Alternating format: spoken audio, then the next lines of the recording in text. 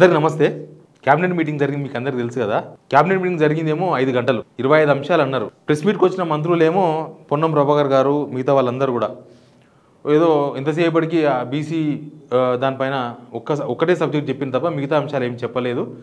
ఇంకేదో ఊర్లన్నా టౌన్లలో నగరంలో బీర్ షాపులు పెడతారంట. ఇంకా కొత్తగా 10 కిలోమీటర్లకు ఒక బీర్ షాపు, 30 కిలోమీటర్లకు ఒక బీర్ షాపు. ఊర్లో యూరియా లేదు కానీ ఊర్లోకి బీరు మాత్రం పంపిస్తారంట. యూరియా పంపించండి అంటే బీర్లు పంపిస్తామంటున్నారు. వాళ్ళ కర్మ మన కర్మ అది. అయితే ఇందులో ఒక పెద్ద ఇష్యూ ఉంది. క్యాబినెట్ మీటింగ్లో వీళ్ళు చెప్పిన అంశాలు కాకుండా చెప్పడం చాలా జరుగుతుంటాయి. అవి తర్వాత ఎప్పుడో తెలుస్తాయి. ఇప్పుడు తెలిసిన అంశం ఏంటంటే బీసీ దాని గురించి చర్చ జరిగింది. ఏం చేద్దాం, ఎట్లా, సరే వాళ్ళు ఇచ్చిన హామీ అది కాబట్టి ఖచ్చితంగా నెరవేర్చాల్సిందే అని ఎవరికైనా ఆశ ఉంటుంది కదా, వాళ్ళు చెప్పారు కాబట్టి. అయితే దాని గురించి వాళ్ళు చర్చ జరిగినప్పుడు ఒక బీసీ మంత్రి ముఖ్యమంత్రిని ఒక క్వశ్చన్ వేసిండు.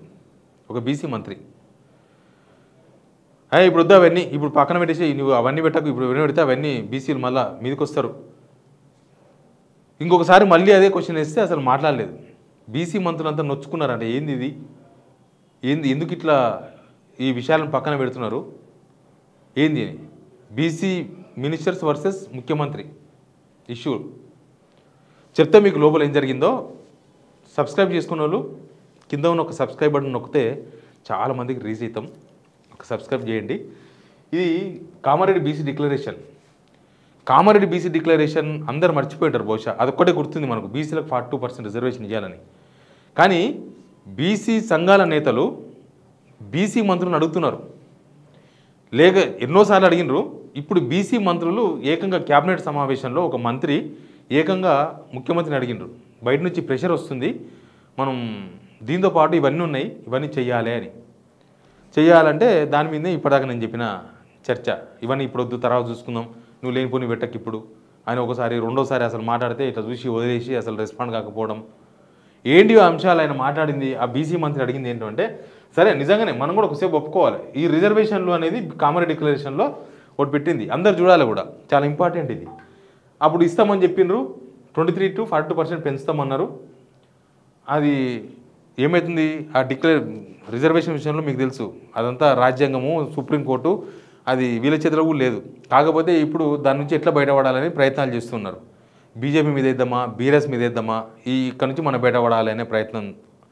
పోయి ధర్నా చేస్తామని డిసైడ్ అయినారు. ఆ ధర్నా చేస్తామని నిర్ణయం గాంధీభవన్లో కూర్చొని మాట్లాడుకోవచ్చు, మీ పార్టీ నిర్ణయం అది. క్యాబినెట్ సమావేశం పెట్టుకొని అన్ని డబ్బులు ఖర్చు పెట్టి అందరినీ చాయ్ బిస్కెట్ పెట్టుకొని అవన్నీ అవసరం లేదు. కానీ అలా డిస్కస్ చేసిన వాళ్ళు. అయితే సరే ఇదంటే మీ చేతిలో లేదు, ఏంది ఈ డిక్లరేషన్ 42% మీకు సంబంధం లేదు, మీ చేతిలో లేదు. కానీ ఇక్కడ ప్రభుత్వ సివిల్ కన్స్ట్రక్షన్స్, మెయింటెనెన్స్ కాంట్రాక్టర్లో బీసీలకు 42% రిజర్వేషన్, ఇది చట్టానికి సంబంధం లేదు. ఇది వీళ్ళు గవర్నమెంట్ ఇవ్వచ్చు, ఎందుకు ఇస్తలేరు? ఇవే బీసీ మంత్రుల మీద ఉన్న ఒత్తిడి. ఇది బీసీ సామాజిక వర్గం నుంచి బీసీ మంత్రుల మీద ఉన్న ఒత్తిడి. మీ చేతుల్లో లేని పని ఓకే, అది కూడా ఓకే అనేం కాదు. మీ చేతులు లేదు అంటే మీరు ఎందుకు హామీ ఇచ్చారని అడుగుతారు. మాకు గోక పెడుతుంది మీరు గోక్కోండి, మాకు దురద పెడుతుంది మీరు గోక్కోండి అన్నట్టున్నది వీళ్ళు ఇప్పుడు రిజర్వేషన్ విషయంలో. మేము హామీ ఇచ్చిర్రు, వీళ్ళు హామీ ఇచ్చిండ్రు, బీజేపీ వాళ్ళు ఫెయిల్యూర్ అంట. ఇప్పుడు ఒకవేళ 40% రిజర్వేషన్ అయ్యిందనుకో, ఆ క్రెడిట్ ఎవరు తీసుకుంటారు? కాంగ్రెస్ పార్టీ తీసుకుంటుంది. ఫెయిల్ అయినప్పుడు కూడా కాంగ్రెస్ పార్టీ బాధ్యత అవుతుంది, అంతేగాని బీజేపీ బీఆర్ఎస్ వాళ్ళు కాదు. క్రెడిట్ అయినప్పుడు వాళ్ళు చెప్తారా మరి బీజేపీ చేసిందని చెప్తారా వీళ్ళు? బీఆర్ఎస్ వాళ్ళు అయిందని చెప్తారా? అసెంబ్లీలో ఆల్రెడీ అందరూ ఓకే అయిపోయినారు. మీకు అసెంబ్లీలో ఏకగ్రీవంగా 40% తీర్మానం అయింది. అదే ఇప్పుడు ఢిల్లీ పోయింది, ఆ తీర్మానమే. ఇప్పుడు కొత్తగా ఢిల్లీలో ధర్నాకు వస్తేనే బీసీల మీద బీసీ 42% మీద మీకు చిత్తశుద్ధి ఉన్నట్లు అని ఒక స్టేట్మెంట్ ఇచ్చిండ్రు. అది బ్లాక్మెయిల్ చేయడం అంటారు దాన్ని, బ్లాక్మెయిల్ చేయడం. మీరు ఏం చేస్తారో చెయ్యండి. అయితే సరే అది రాజ్యాంగము అదంతా ఉంది. ఇప్పుడు ఏంది ప్రెషర్ అంటే, మరి బీసీ సప్లాన్ చేయాలని ఉంది. మొదటి అసెంబ్లీ సమావేశంలోనే చట్టబద్ధమైన హోదాలో మహాత్మా జ్యోతిరావు పూలే బీసీ సప్లాన్ ఏర్పాటు అయిందా? మొదటి అసెంబ్లీ కాదు, ఇప్పటికి ఎన్ని అసెంబ్లీ అయినాయి? ఈ సంవత్సరంన్నరలో 5 అసెంబ్లీలు అయిపోయి 6వ అసెంబ్లీ ఉంటుంది త్వరలో. మరి ఎందుకు ఈ మొదటి అసెంబ్లీలో బీసీ సప్లాన్ ఎందుకు రాలేదు, ఎందుకు కాలేదు? బీసీ సంక్షేమానికి ఏడాదికి 20,000 కోట్ల చొప్పున 5 ఏళ్లలో 1,00,000 కోట్లు కేటాయింపు అయ్యిందా? ఇప్పటికి 2 బడ్జెట్లు అయిపోయినాయి. మొదటి బడ్జెట్ 20,000 కోట్లు, రెండో బడ్జెట్ 20,000 40,000 కోట్ల రూపాయలు. దానిలో 30,000 కోట్ల రూపాయలు ఇప్పుడు ఖర్చు అయి ఉండాలి సంవత్సరంన్నరలా. అయినాయా? తర్వాత ఇది చెప్పినగా మెయింటెనెన్స్ కాంట్రాక్టులు ప్రభుత్వ సివిల్ కన్స్ట్రక్షన్స్ చిన్న 5 లక్షల రూపాయలు 10 లక్షల రూపాయల కాంట్రాక్టులు చిన్నవి యువతకి ఇవ్వచ్చు. దానికి ఎవరు చట్టం చేయాలని అవసరం లేదు. ఇది గవర్నమెంట్ డిసిషన్ తీసుకోలేదు. అట్లా తీసుకుంటే ఎంబీసీ కులాల వృద్ధికి ప్రత్యేక ఎంబీసీ సంక్షేమ మంత్రిత్వం ఎవరు పెట్టొద్దన్నారు మిమ్మల్ని.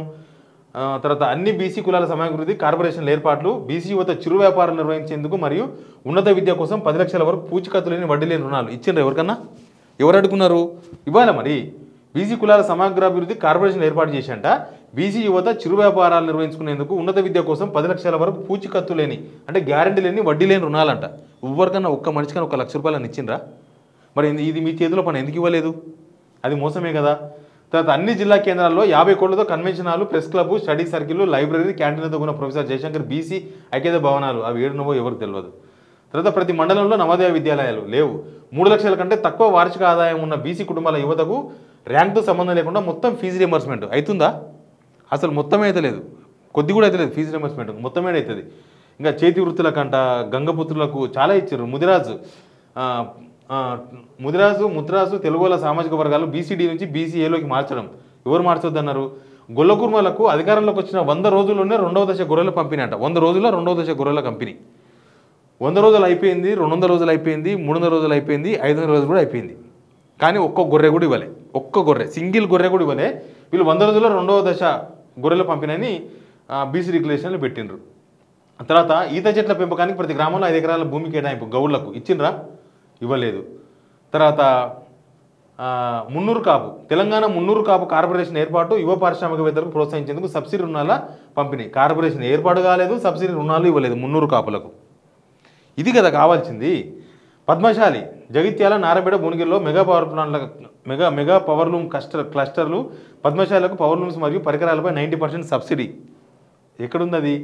విశ్వకర్మలకు 90% సబ్సిడీతో టూల్ కిట్లు. పట్టణ ప్రాంతాల్లో షాపుల ఏర్పాట్లకు భూమి కేటాయింపు. ఎక్కడున్నాయి అవన్నీ?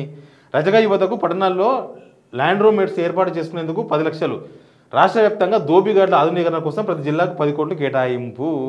ఇది కథ. ఇప్పుడు ఇది కావాల్సింది. మీ చేతిలో లేనిది మంది మీద ఉనికి ప్రయత్నం చేస్తున్నారు. మీరు 40% రిజర్వేషన్ సరే కానీ ఇవాళ రేపు ఎల్లుండో కానీ ఎప్పుడైనా కానీ దానికి ఇబ్బంది ఏం లేదు. కానీ ఇప్పుడు మీ చేతిలో ఉన్న ఈ పనులు ఇప్పుడు ఎందుకు వేయలేదు అనేది ఆ బీసీ మంత్రి అడిగిన ముఖ్యమంత్రిని. దానికి ఆయన గుర్రున చూసినట్ట. ఇక ఏమని అర్థం చేసుకోవాలి? రిజర్వేషన్ ఏమో పక్కల మీద నూకి తప్పించుకుందామని ప్రయత్నం చేస్తున్నారు. మరి ఇవి మీ చేతుల్లో ఉన్నాయి కదా, మీ గవర్నమెంట్ చేతుల్లో ఉన్నాయి కదా. పాపం ఆ బీసీ మంత్రి నోరు తెరిచి అడిగిండు. ఏదో వాళ్ళంతా ప్రెషర్ పెడుతున్నారు, కనీసం ఇవన్నీ స్టార్ట్ చేయండి. నయమే కదా. బీసీ యువతకు 10 లక్షల రూపాయలు ఇంట్రెస్ట్ లేకుండా గ్యారంటీ లేకుండా లోన్ ఇస్తే వాళ్ళ జీవితం మారుతుంది. మరి ఆ పని చేయకుండా ఇవన్నీ ఎందుకు ఇస్తలేరు అని అడిగిండు ఆయన బీసీ మంత్రి. తప్పే ఉన్నది, దానికే పెద్ద రచ్చ. లాస్ట్కి అసలు దీని గురించి కూడా లోపల జరిగింది. బయట ప్రెస్ మీట్కు సిపిఆర్ఓ కూడా రాలేదంట. బీసీ మంత్రుల ప్రెస్ మీట్కు సిపిఆర్ఓ రాలే. అడిగినట్ట పొన్నం ప్రభాకర్ గారు పిలిచి, సిపిఆర్ఓని ఒక ఆఫీసర్ని పెట్టిండు కదా, ఆయన పిలిచి అడిగినట్ట. ఏంది ఆయన నువ్వు ముఖ్యమంత్రి ప్రెస్ మీట్కే వస్తావు, పొంగులేటి శ్రీనివాస ప్రెస్ మీట్కి వస్తావు, రెడ్డిల ప్రెస్ మీట్కి వస్తావా, బీసీల ప్రెస్ మీట్కి రావా? అసలు దీనిలో బ్రీఫింగ్ ఏమి ఇవ్వవా, మాకు పాయింట్లు పెట్టవా? ప్రెస్ మీట్ అయిపోయిన తర్వాత సిపిఆర్ఓ కనీసం పాయింట్ కూడా పెట్టలే, ఎవరో రిపోర్టర్లు పెట్టినారు. అట్లా సీఎం వర్సెస్ బీసీ మినిస్టర్స్ నడుస్తుంది ఆ క్యాబినెట్లో. కనీసం మాట్లాడచ్చు కదా. మరి ఇవ్వాలి ఇస్తాం, రేపిస్తాం, హామీ ఇవ్వండి. ఇవి కూడా హామీ ఇచ్చిర్రు ఆల్రెడీ. ఎప్పుడు ఇస్తారో చెప్పండి. బీసీ యువత అంతా ఎదురు చూస్తున్నారు, ఓట్లు వేసిండ్రు. మీ బీసీ రెగ్యులేషన్ కామారెడ్డి డిక్లరేషన్లో మీరు ఒకదాన్ని పట్టుకునే ఊగులాడుతున్నారు. కానీ ఇంకా ఇన్ని ఉన్నాయి, ఇంకొక 10-11 అంశాలు ఉన్నాయి. అవన్నీ ఎప్పుడు ఇస్తారు? కనీసం ఇప్పటిదాకా మీ దగ్గర ప్లాన్ ఉందా? కనీసం ఇప్పుడు కాదు అప్పుడు ఇస్తామని చెప్పడానికి ఏమన్నా షెడ్యూల్ ఉందా? లేకపోతే దాని గురించి ఏమైనా రూట్ మ్యాప్ ఉందా? ఏమీ లేవు. నిజంగా కూడా బీసీ కుల సంఘాల నేతలు అడుగుతున్నారు, ఆ ప్రెషర్ ఉందని చెప్తున్నారు. ప్రెషర్ పెట్టుడు కాదు, ఓపెన్గా అడగండి. జాజుల శ్రీనివాస్ గౌడ్ గారైనా ఆర్ కృష్ణయ్య గారైనా ఇవి అడగాలి. ఇవి వీళ్ళ చేతిలో పనులు, వీళ్ళ చేతిలో పనులే. ఇవి ఎవరో రాహుల్ గాంధీ వచ్చి ఓపెన్ చేయాల్సిన అవసరం లేదు, మోడీ గారు చట్టం చేసిన అవసరం లేదు, రాష్ట్రపతి గారు సంతకం పెట్టాల్సిన అవసరం లేదు, గవర్నర్ గారు కూడా నిర్ణయం తీసుకోవాల్సిన అవసరం లేదు. మీరు నిర్ణయం తీసుకోవాలి. మీది ప్రభుత్వం తీసుకోవాల్సిన నిర్ణయం తీసుకుంటే ఇట్లా చాలామందికి చాలా బెనిఫిట్స్ దొరుకుతాయి. అప్పుడు వాళ్ళ జీవితాల్లో మార్పు వస్తుంది. ఈ రిజర్వేషన్ అంశాన్ని కూడా మీరు ఖచ్చితంగా తేల్చాల్సిందే. తేలిస్తే మీకు రేట్ వస్తుంది, తేల్చకపోతే మీరు ఫెయిల్యూర్ అయినట్టుగా అందరూ గుర్తిస్తారు. Please subscribe signal TV.